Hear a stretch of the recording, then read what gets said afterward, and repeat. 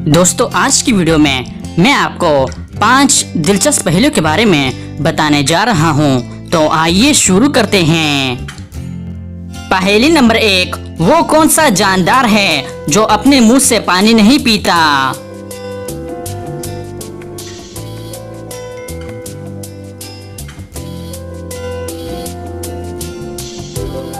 इसका सही जवाब है मेंढक। पहेली नंबर 2, मरने के बाद इंसान का वजन कितना कम हो जाता है?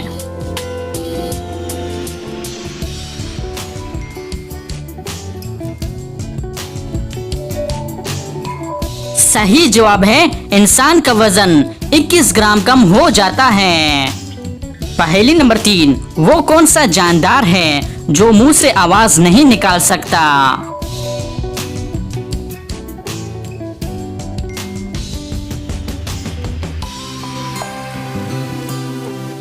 इसका सही जवाब है ज़राफ़ा।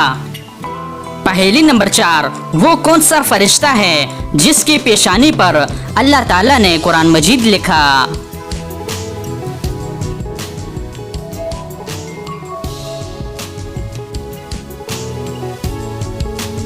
सही जवाब है हजरत इसराफील अलैहिस्सलाम।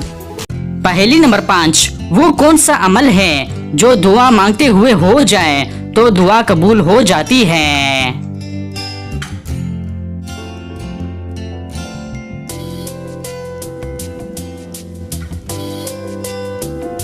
इसका सही जवाब है चींक आना।